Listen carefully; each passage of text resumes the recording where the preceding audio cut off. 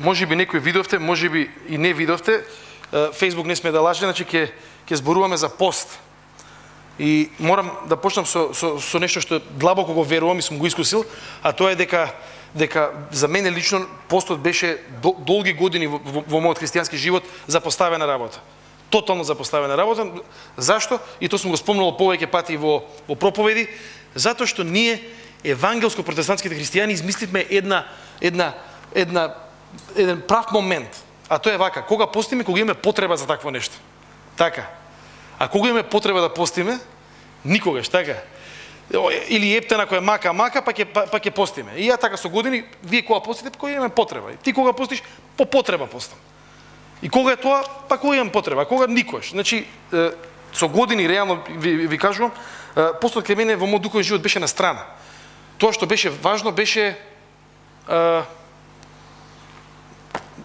молитва, Свето писмо, евангелизација, апсолутно битни работи и централни работи, ама еден дел од тоа духовно наше наследство, од оно што нас ни го дал Бог за да ние доживееме процес, животен процес, духовен процес, кај мене беше едноставно трнато на страна. Постот. Се додека не почнав да читам биографии на луѓе, ни сите овие христијански векови и да разберам повеќе работи, ама ако можам да сумаризирам, да кажам едно нешто, дека постот имал клучна улога во еден куп луѓе на кои што христијани на кои што ние денес им се восхитуваме. Значи зборуваме уште од онаа најрана црква. Тоа е црква на пост и на молитва, значи нема ќе се случи нешто или од кои да е причини црквата се собира и постот им е некаков природен контекст. Подоснежни векови читате ги, ако сакате да читате за постот и за молитвата, ве охрабрувам да ги читате ранивите црквени оци. Значи тоа е не постои, ја мислам, речиси не постои некој од тие луѓе, од тие историски христијански личности кои што на еден или на друг начин нема зборувано за постот. Значи ја мислам дека не постои. Цело време истото сведоштво. Постот е клучен, постот е клучен и ја бев заинтригиран од таквите изјави. Вие мене ме познавате добро, оваа црква се најдам дека добро ме познава, значи јас во мојот живот не функционирам на мој духовно ниво стриктно во некои деноминацијски категории, дека ако е евангелско протестантско мора да е најдобро или најлошо, или ако е не знам католичко или православно, исто мора да е најлошо или најдобро. Не. Значи сум се обидел и вас исто ве повикувам да бидете изложени на тие традиции. Тоа не се традиции нели само на кажување на некои бајки, туку напротив тоа се традиции на действувањето на Светиот Дух во животите на луѓето. Действување на Светиот Дух во животите на луѓето. Тоа е тоа.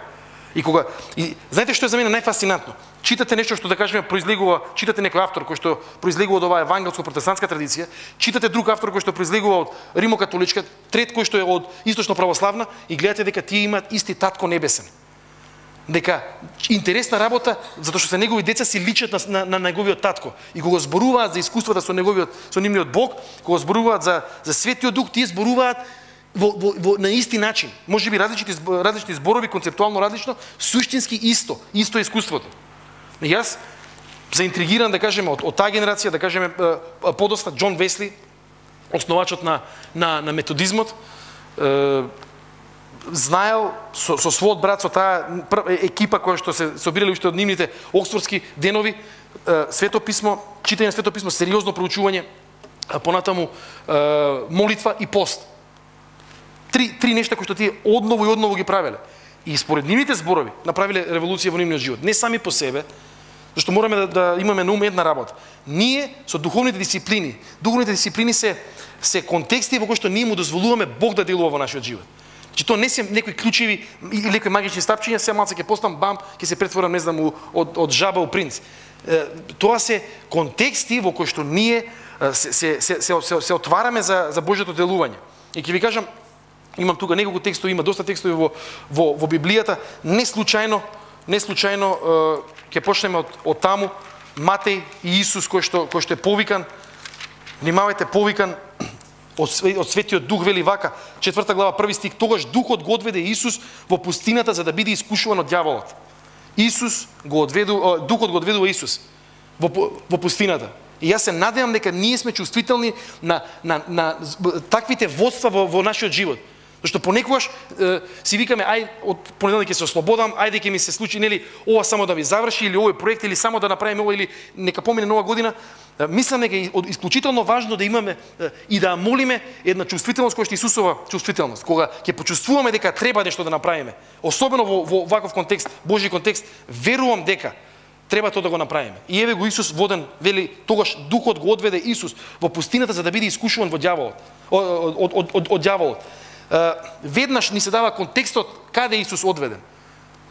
Често пати погрешно на овие простори, после ми секој ми биде супер во мојот живот, значи некои такви очекувања, Исус е одведен за да биде искушуван. И верувам во едно нешто, тоа сум го искусил. Дека постот, контекстот на постот е всушност војна христијанска духовна вежба. Тоа не е само ајде да биде све фино нели добро, напротив. Тоа е има една димензија на симулација на сериозно искушение. Значи самиот едноставно Исус влегува во пустина, значи може да не влезе во пустина.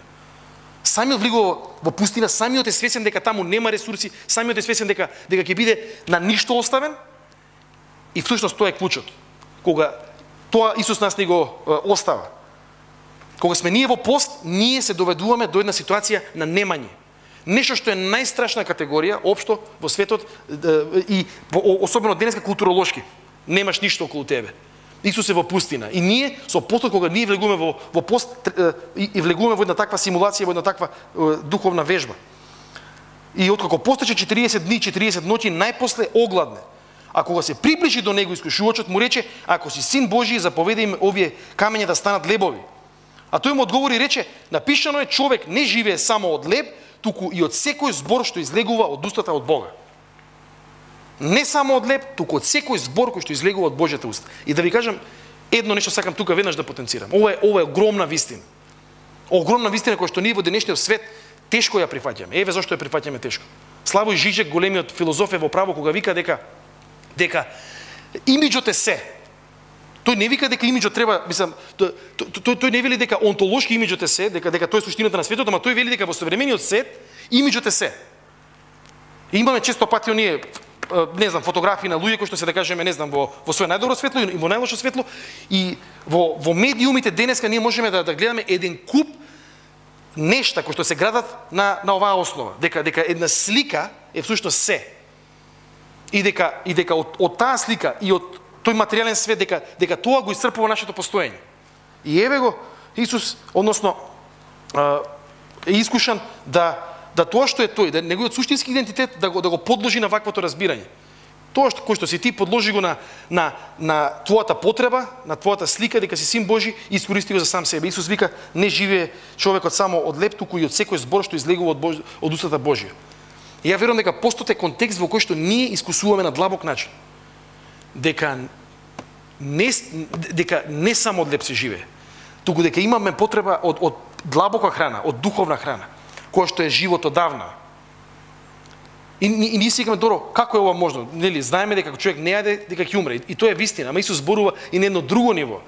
Ако јас и вие не запреме за да земеме духовна храна од Бог, ако ние не црпиме во молитва од Бога, ако ние не црпиме од Библијата, ако не црпиме од црквата, тогаш ние умираме духовно.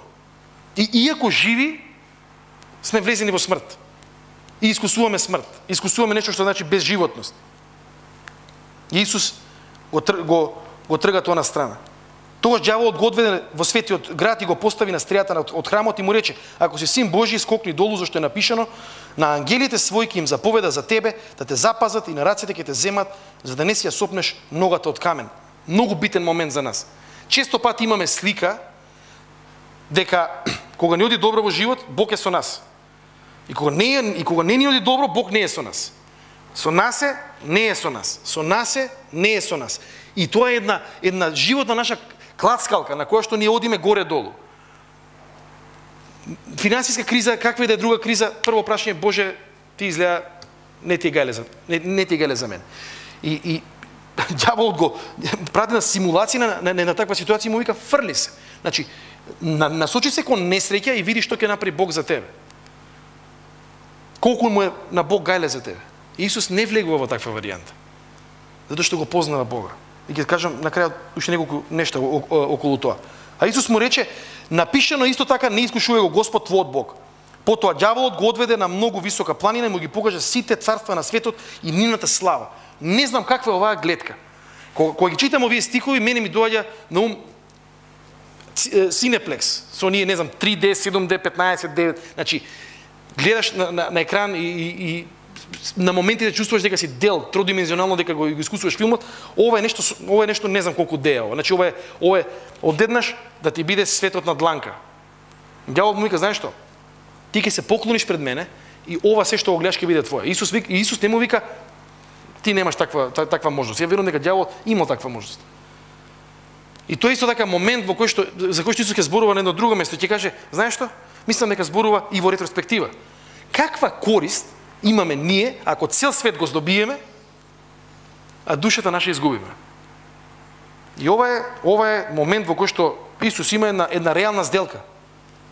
Здоби све, изгуби го својот идентитет, зашто ние кога го губиме спасението, ние го губиме својот идентитет во Христос, во Бога.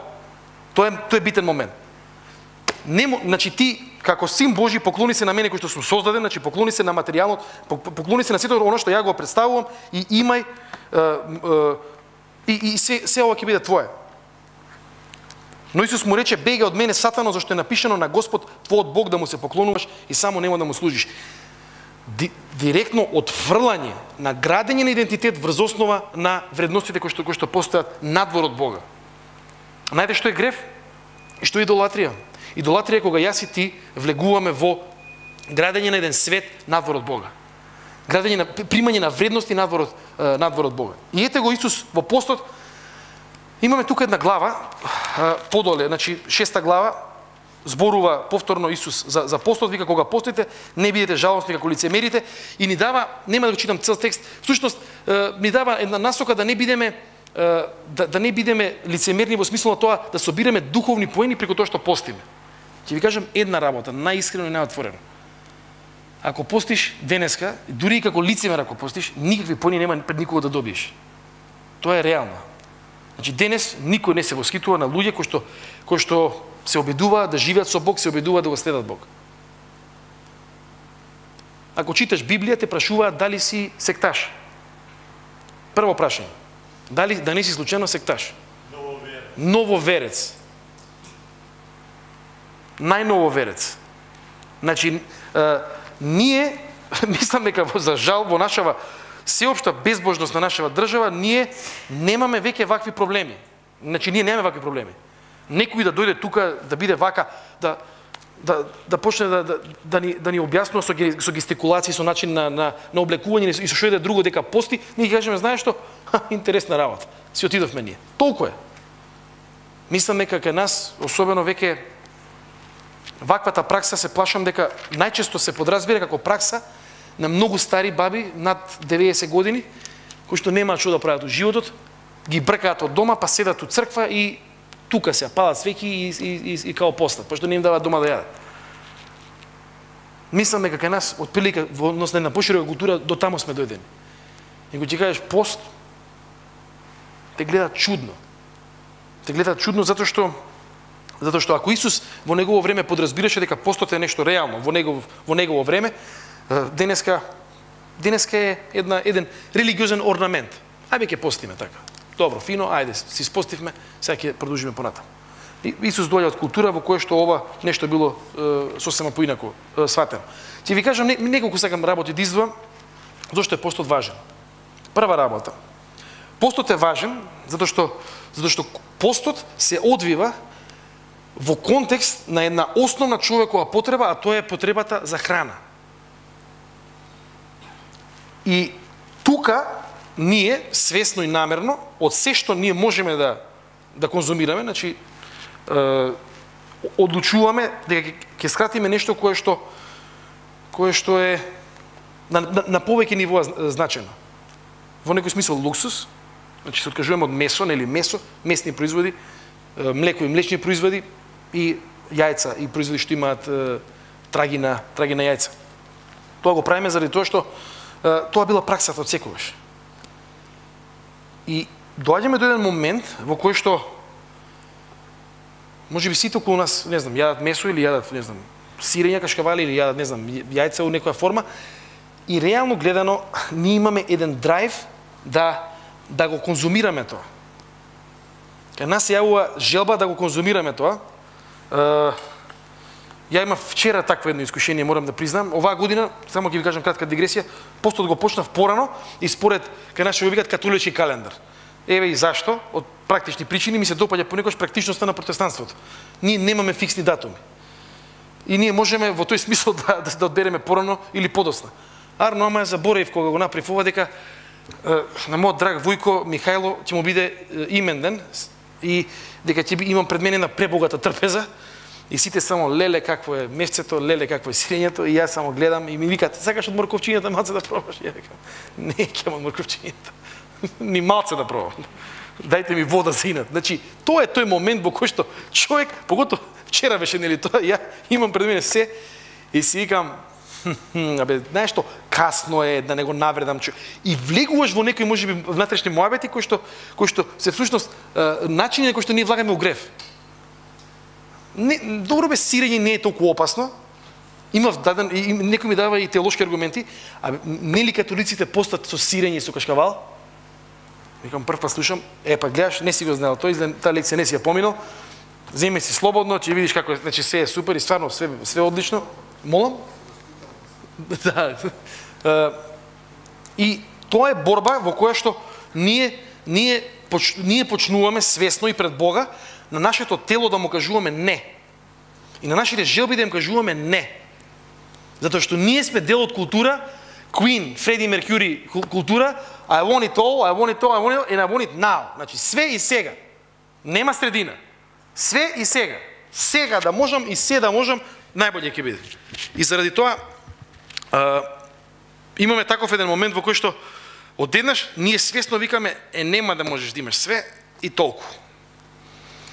Првите мои постои ќе ви кажам најотворено. Сум се врткал како риба на суво. Сум се препелкал, викам готово, ќе умрам. Мозгот почна да работи, не е здраво. Сите ни викаат дека треба да се јадат протеините, биле најздрави, ако не јадеш протеини ќе умреш. Фаза на себе сожалување. Боже, ако ти више сакаш да умрам, еве тука сум пред тебе. Значи, и ме гледа Господ, вика, ти имаш килца, нема толку брзо да умреш. Не си ти за умирање. И имаш момент во кој што буквално се бориш со себе си и сваќаш дека не можеш сам да се бориш и тоа е момент во кој што се отвараш за Господ. И викаш, Боже, знаеш што? Те молам, помогни ми. Не само да постам, те молам, помогни ми да постам и преку постот помогни ми да живеам живот за тебе, како што ти сакаш да живеам. И примаш од Светиот Дух. И примаш во Светиот Дух не само што, значи една димензија што си се откажал од одредени продукти, примаш од Светиот Дух затоа што одеднаш твојата исхрана станува многу едноставна. Стануваш од савајле и си кажеш, што ќе доручкувам? Да, јаболки. Други ден што ќе доручкувам? Да бе, јаболки. Третиот ден јаболки. Четвртиот ден да смениме малце гевреки сега ќе доручкувам, така.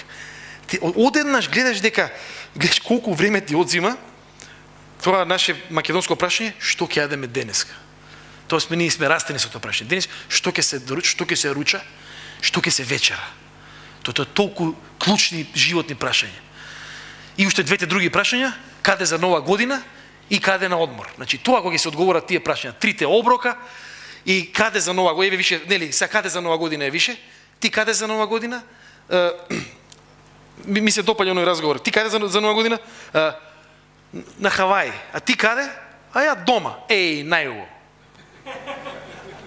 А ти на Хавај, да, дома, да беше најубаво, ти го станеше дома.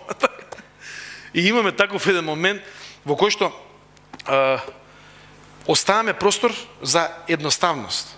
Оставаме простор за едноставност и таа едноставност, барем во мојот живот, ми остава уште повеќе простор за читање на Свето писмо, на Библија и за молитва. И одеднаш, значи не можам да ви кажам, не знам, ти што бевте на GLS, таму зборува дека луѓе кога се во во самотност, во молчење, вика на четвртиот ден одеднаш доживуваат мир. Ја не знам, значи може не сум дисциплиниран за да забележам, доживеав мир во 4 часот и 32 минути, не знам, на третиот ден. Не сум толку дисциплиниран, значи, ама знам една работа, дека одеднаш нешто се случува внатре, ја верувам дека тоа е по благодат, се доживува една духовна будност. Значи, почнувам не да читам Библија, туку почнувам да одам со Исус. На кај Ерихон и почнувам во Стар Завет да се движам со војските на Израел, значи почнувам одеднаш да го доживувам, да доживувам Божјата сторија како реално моја сторија. И тоа е, значи, тоа е момент кој што верувам дека не се случува често или односно надвор од овие моменти, заради тоа што имаме нешто за кое што еден од папите, свети Григори Велики, ќе каже дека ќе го каже следново. Клучен момент, еден од главните гребови е нашата зафатеност, презафатеност. И тоа видите што вика он. Презафатеност дури и со добри дела. Ново, уште само ова и нема простор за Бог, и еве го апостол кој буквално се издишува пред Господ. И си викаш, знаеш што? Денеска ќе јадам јаболка и гевреци, ама ќе ми се отвори времето, ќе ми се отвори срцето, ќе почне да ми се отвара. И тоа е многу битен момент. Значи, прво нешто, постот функционира на повеќе нивоа, функционира во нашата борба со егоцентричноста. Ние да си бидеме главни, ние да си бидеме Господ на нас самите и да одиме напред. Понатаму функционира во однос на едноставноста, ни се поедноставува животот. Трето нешто, го доживуваме Бог како жив, Бог кој што е жив. И некако јас барем станувам некако многу реално дел од Божјата приказна. Уште едно нешто ќе ви кажем. Особено вие кои што можеби имате вокацијски прашалници, се наоѓаш на во некој момент од твојот живот си викаш која е Божјата волја за мене. Што понатаму? Дали лево, дали десно, право, значи имаш можеби 1, 2, 3, 4 опции, можеби немаш ни една опција. Постот е момент во кој што ние се понизуваме и покажуваме дека ако треба и од храна се откажуваме, ама Боже, те молиме прозборување вокацијски. Потврди ни кој сме ние, како што вели онаа песна, кога ме викаш, согледувам кој си ти и како беше, кој си ти и зошто сум, да, така беше. Да. Значи, таа песна е многу илустративна за постот и искуството во постот. Значи, ако вечерва некој има таков момент во кој што идентитетски, вокацијски не знае како, не знае дали лево, дали десно, најтопло го препорачувам постот. Постот не само како техника, пак ќе кажам, туку постот како контекст кој што ќе ни отвори простор за молитва, ќе ни отвори простор за Свето писмо и ќе можеме во таков контекст на постот да бараме Божјо водство. Знаете зошто? Затоа што Господ е жив. Бог е жив. И кога ние му оставаме простор во нашите животи, Бог нас изборува. И ние можеме да се прашуваме зашто Бог не ни зборува, понекогаш од повеќе причини не ни зборува. Може да е зафатеност, може да е грев во нашите животи, може да е едноставно наша заслепеност. Точка. Може би некогаш ние сме во сите овие нешта на вистинско место, ама имаме потреба одново да слушнеме од Бог. Одново да слушнеме. Може би треба да ни потврди тоа што Он веќе ни го кажал. Може би има потреба да ни ги отвори очите за нешто што може би е пред нас. Јас сум имал такви искуства. Додеднаш Бог ми покаже, пред тебе, ама ти гледаш некаде таму далеко или некаде не знам. Тука е. Затоа верувам дека ова, еве да кажам, ова иселување на масовно на нашиве во други земји ќе реши материјална сфера која што е важна. Значи тука немаме никакви дилеми, но и географски дислоцирани од Македонија, ние повторно ќе останеме сами со себе. И ако Бог не е со нас, и ако ние не сме во тоа Божјо присуство, тогаш не гледам во таа суштинска смисла, спасоноста смисла, што е тогаш исчекорот кој што е направен. Да, материјално ситуиран или што и да е, ама без Бога тоа е тотална празнотија. Значи, одвој време во постот и праше го Бог. Има еден стих во псалмите кој што вака вика: не сакам да ве водам како магариње или како коњи со узда. Ајде сега ваму, ајде сега нам. сакам со други зборови да седнеме заедно и да имаме заедништво. Исус вика, јас ќе се вселам во вас и ние ќе живееме. Тројството ќе се всели во нас, Бог ќе живее во нас. И ние треба само тоа што Бог ни го дава веќе да едноставно можеби да го согледаме или да се вратиме на таквото нешто. Постот има една многу друга една важна функција. Значи, ако сега зборуваме за можеби за едно лично ниво на пост, значи како ние постиме, во кои услови ние постиме, ние имаме момент во кој што треба да постиме и за работи кои што се можеби поголеми од нашиот личен живот и поголеми дури од нашето семејство. На што мислам? Црквата, кога искусуваше одредени нешта или кога сакаше да искуси одредени нешта од Бога, да кажеме, луѓе кои што ќе се спасуваат, луѓе кои што ќе го запознаваат Бога, се собираше заедно и молеше. Како локален израз на Божјото царство молеше. Боже, дојди. И таа песна не сме пееле одамна, ама таа песна мислам дека илустрира ситуацијата во која што ние на духовен план се наоѓаме овде во Македонија. Мојво срце е жедно за тебе. Дај ми жива вода ти, дај ни од твојот дух во оваа пуста земја, дај ни од твојот дух. Значи таа е таа песна која што ја напише наш пријател од Канада, ја донесовме соанет, у куфер ја ставивме, ја донесовме кога се враќавме.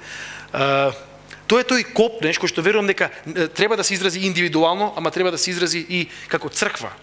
Ние како црква треба да се молиме за духовната состојба, за она што нашата земја го искусува. И не зборам за за земјата како, нели, за Македонија зборуваме, секако дека зборуваме за Македонија, која што е и текако духовно пуста во моментов. И не гледаме премногу вода. Во таа пустина луѓето се уште сметаат дека други нешта може да ми ја исполнат на нивната жет и не се вртат кон својот Бог. И тоа е моментот на Божјиот народ кој што е во пустина и кој што бара вода и упорно бара и мисли дека ќе најде и се лути на Бог и на себе и едни на други префрлат кривица и Бог вика, знаеш што, јас сум тука. И сакам да ви дадам вода. Ама ние немаме храна, ќе ви дадам и храна. Ама ти само ни даваш леп, само јаглено-хидрати ни даваш. Еве ви препелици и протеини ќе ви дам ако веќе толку треба да се даде. Свртете ги вашите очи кон мене. И ние кога сум читал, таму викам како не разбра кога стопати се во иста ситуација и повторно гледаат на себе, на своји ресурси, на тоа што ги опружува. И често пати јас сум во ситуација во која што се ќе пробам, па после на крај ми е Боже, ти и Бог вика, те чекам можеби со месеци или со години те чекам да се вратиш, да дојдеш. А ти се обидуваш упорно сам да ги решаваш работите кои што јас треба во твојот живот да ги решам. Имаме ситуација во една книга во Стариот Завет, повторно да не ја читаме, можете дома да се прочитате, во книга Естер. Мислам дека таа книга Естер е многу илустративна за ситуацијата во која што ние се наоѓаме денес како држава. Зашто станува збор? Естер, една многу убава еврејка, е забележана како убава девојка од страна на царот и е земена да биде кај него, не само да биде една од жените, туку да биде главната царица да биде. И таа еврејка и незиниот вујко Мардохеј дознава додека животот тече нормално, дека одредени центри на моќта во таа империја коваат план за целосно уништување на еврејскиот народ. И тој дојде и разговара со Естер и вака и вика: Естер, значи ти очигледно напредуваше во твојот живот. И ти си таа која што сега веднаш до царот. Постои план со кој што веројатно во недела-две целиот еврејски народ ќе биде збришен на целата територија, што значи комплетниот народ во тоа време, еврејски. И дава еден предизвик. И вика вака: ти може би мислиш дека ти сама си дошла до тука и дека ти си самата по себе целата ова што тебе ти се сега случува на животен план, тоа што си сега не знам некои големи друштва, тоа значи дека ти си горе долу ти си го тераш твојот живот. Ама и дава еден предизвик и вика вака: може би баш за вакво, изради ова време во кое што се наоѓаме, ти си таму кај што си. И јас мислам дека ти треба да му пристапиш на царот без тој да те повика. И таму е во еден коментар дадено, вика вака, а ако некој пристапеше до царот без да биде повикан од царот, царот му сечеше главата. Зошто е тоа така? Затоа што се сомневаше дека можеби некој доаѓа со намера да го убие царот, значи тоа беше закон. Не смеш да му дојдеш до царот ако он не те повика тебе. И Естер е тука и вика вака: ти направи го тој чекор, а ние си ќе постиме и ќе се молиме. Затоа што очигледно ако не се случи такво нешто, ние нема да обстанеме како народ. И Естер го прави тоа, и Бог ни серија на настани, отпоста гледано чудни, значи во тоа време многу неизвестност реално, го избавува израелскиот народ. И ете момент во кој што постот се употребува во ситуација во која што еден народ се наоѓа во криза. И јас се прашувам едно нешто: во каква криза и до каква криза треба да дојде нашиот народ, за ние да почнеме сериозно да земеме, да се молиме и да постиме. И да бараме од Бог спас за нашиот народ. Се повеќе луѓе. Значи, вие мене добро ме познавате. Јас не сум проповедник кој што ќе ви зборува за откровение секоја проповед, готово, ќе не лапне големиот зме, значи што иде. Јас ќе ви кажам едно нешто. Од моје искуство, од мои разговори со еминентни интелектуалци, со луѓе од уметноста, со луѓе кои што се политиколози, значи, читате статии во изминативе месец-два, ќе прочитате едно нешто: дека Македонија се наоѓа, тоа не е веќе ни крстопат. Значи тоа е оној чатал, значи лево десно. Едниот правец е правец на непостоење на оваа држава, и другиот правец е некакво драстично менување на нештата, драстично менување на културата на сите нас овде кои што живееме во Македонија. И значи, да беше ова некој да каже: леле, Господ ја казни Македонија и да рипа, ќе речам знаеш што, можеби е така, можеби не. Оно што мислам дека сите ние го гледаме и можеби ни е малце тешко да го изустиме, луѓе го изустуваат и се повеќе го изустуваат. Можам и да ви кажам на кои стати точно мислам, ако сакате да ги прочитате во нашите магазини или дневни вестници, ама тоа е горе-доле заклучокот.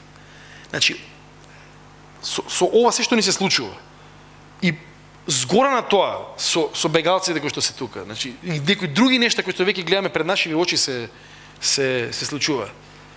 Доаѓам дома од работа и гледам, Ане гледа CNN, жена ми гледа CNN, викам: гаси, молим те. Зашто не знам што е веќе breaking news. Мислам дека тој breaking news цело време стои веќе на CNN. Се е моментов breaking news. Што такво е времето.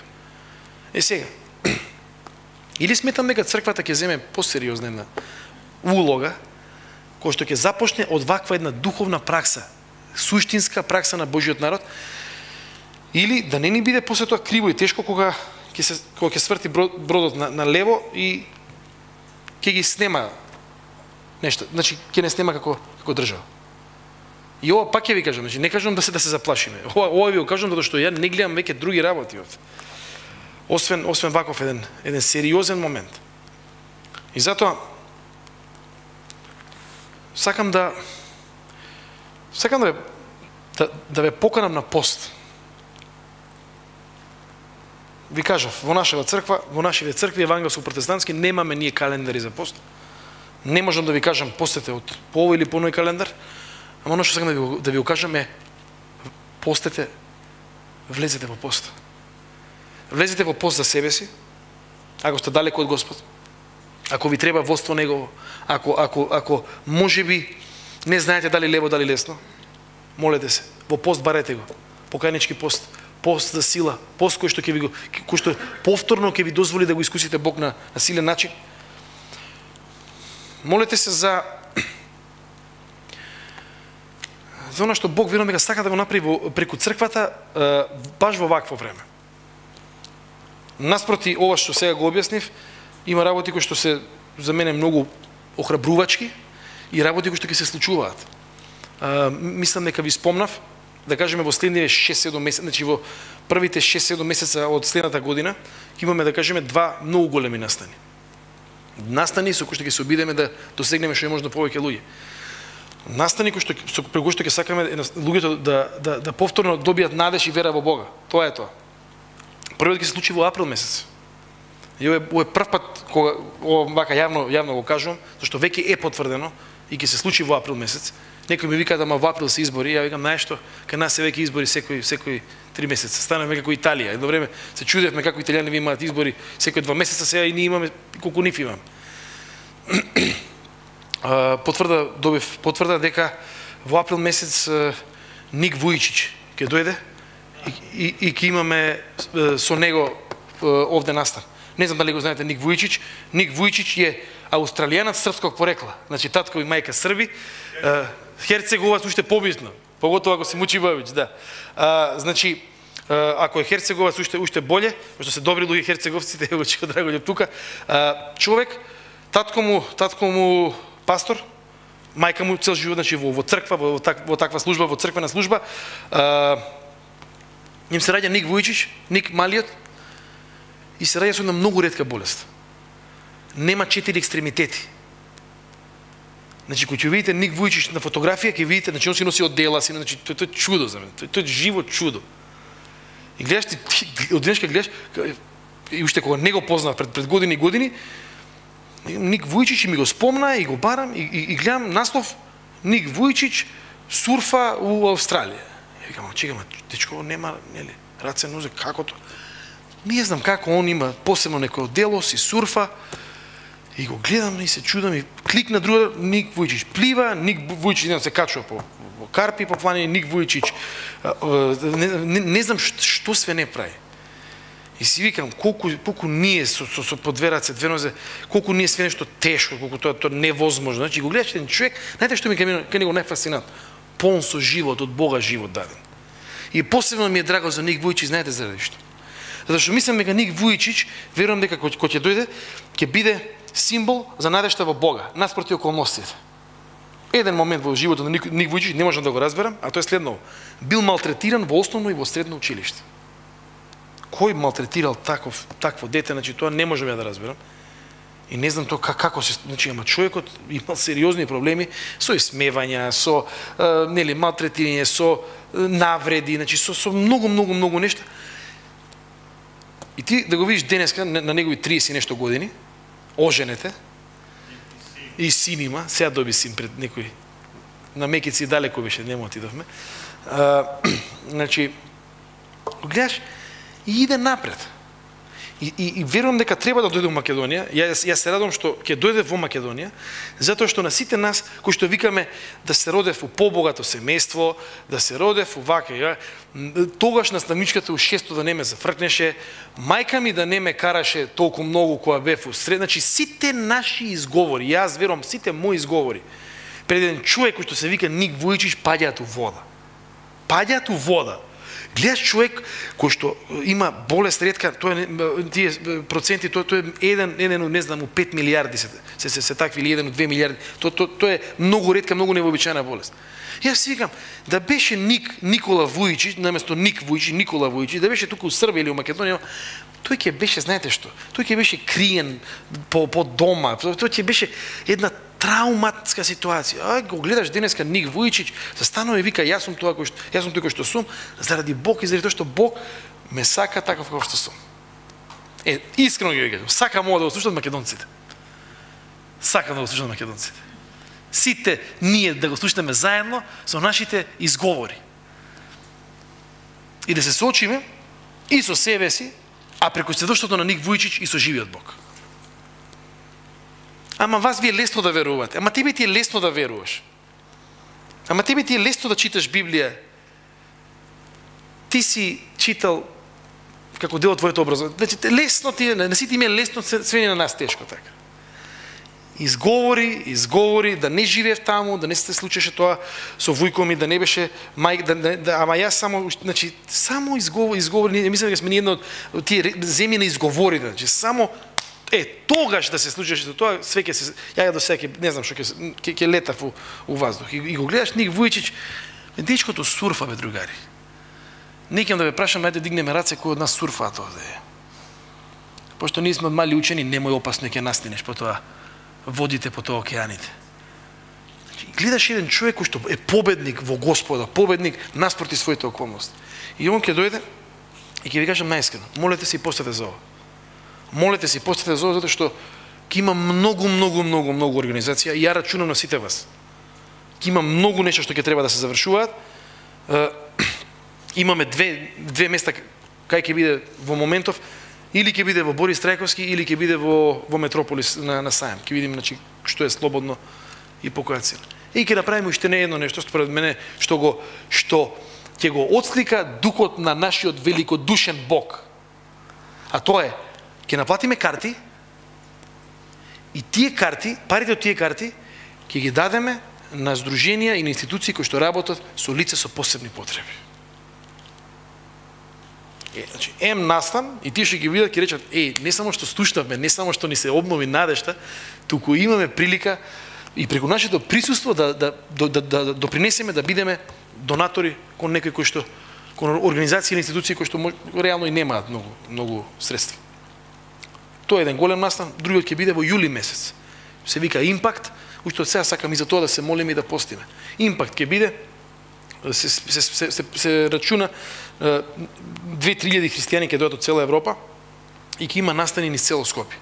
Импакт Скопје 2016 година ќе биде од јули месец од 4 до 11 јули. До 10 јули, ама ете, тој уште еден ден ќе биде како завршен ден. Треба да се вклучиме. И за мене едно што ми е драго дека Ник Вујчич ќе дојде, што ми е драго дека Импакт ќе се случи, ама верувам дека се ова и знаци на милоста Божја во ова време за нас. И се плашам да не се предупредување. Народе на Македонија дојди кај мене. Зашто можеби немаш многу време. И јас би сакал во тој контекст да земеме сериозно молитваме, како што денеска зборувавме цело време, пост. И да постиме за тие што се околу нас, за тие кои што не го познаваат, да постиме за оние кои што не ги познаваме во Скопје и не го познаваат Бога, да постиме за оние искрено кои што мислат дека го познаваат Бога заради тоа што обавуваат одредена религиозна пракса и реално не го познаваат, и да имаме прилика да му даеме нашето најдобро. Вие кои што бевте на GLS, мене ми се допадна Алберт Тейт. Алберт Тейт кој што вика, направи што ќе направиш и трае се. Тоа ќе треба да направиме ние. Да даеме наше најдобро и да се тргнеме. Боже, еве, значи се е тука и ние се тргаме ти работи. Мислам дека тоа е многу битен повик. Алберт Тейт, искрено ми беше интересно тоа што на глобалниот лидерски самит тој говореве со некој вака што поразговарав и кој што луѓе со кои што прв пат се запознаваме, викам кој беше најдобро, вика знаеш што, вика Хорст Шулце, вика беше многу инспиративен и конкретен, вика, али вика Алберт Тейт, вика. Ја вика немам слушнато. Знаеш што, тој афроамерикански проповедник кој ќе почне, они како рингла ни ставаат на нашите седишта, не можеме да седиме после многу. И што беше неговото инсистирање? Тоа малце што го имаме да го дадеме. И да се тргнеме на страна. Тоа малце што го имаме да го дадеме. И јас сакам и оваа вечер така и да завршам. Тоа малце што го имаме да го дадеме. Тоа малце што го имаме да го дадеме во пост и во молитва. Ама ја не можам да постам, не знам, цел Божиген пост. Пости 2 дена неделно од сега до Божик. Ама ја не можам ни толку, можда еден ден, пости еден ден. Ама ја не можам, тој цел пост ми е комплициран ако тргнам пости, имаме повеќе да ги наречам начини, земи нешто што ти е стварно најомилено. Ама немој да ми кажеш гуарана, не си ни пробал гуарана. Значи нешто што е реално, нешто што не знам, некој постат од чоколадо се откажуваат. Некој постат од некои други намирници кои што им се можеби на нив многу битни, многу драги. И во таков еден контекст да влеземе и да бараме од Бога трансформација, да бараме живот од Него, зашто тој е само патот и вистината и животот и само во Него можеме да најдеме смисол и радост и нови нешта во нашето постоење. Така да бидете благословени и нека Бог не води во оваа сезона на пост, без разлика кој календар го имаме на ум. Ја ќе ве замолам да станеме и да се молиме.